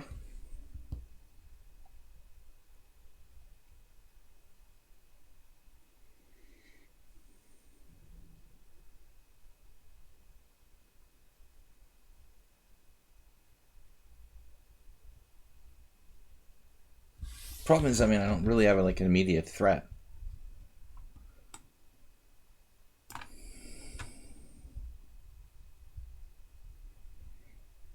Reduced to just making some sort of random move.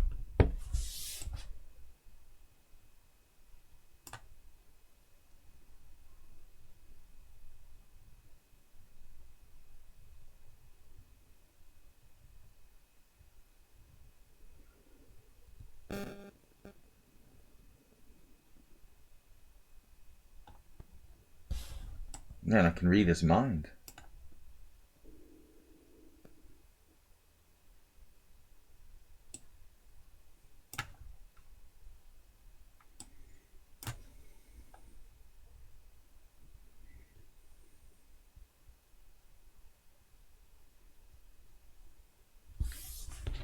Seems incredibly strong.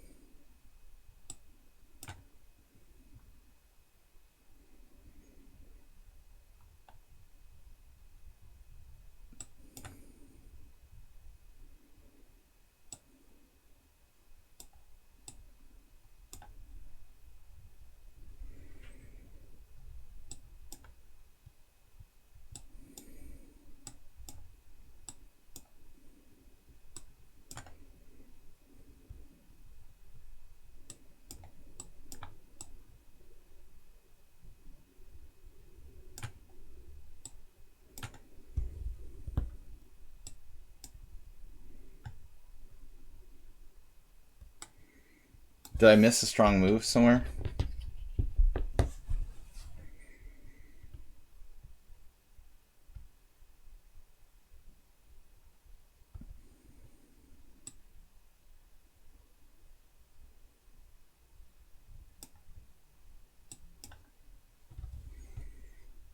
Sadly, I don't think this is enough to win.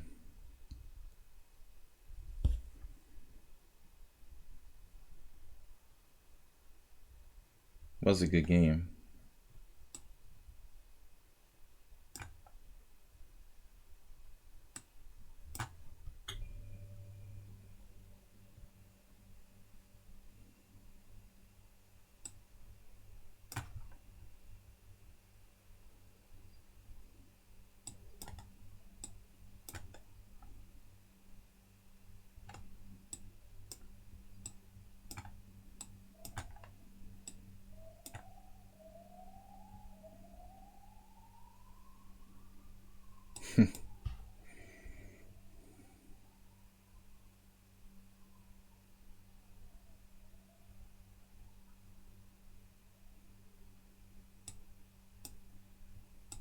Still a draw.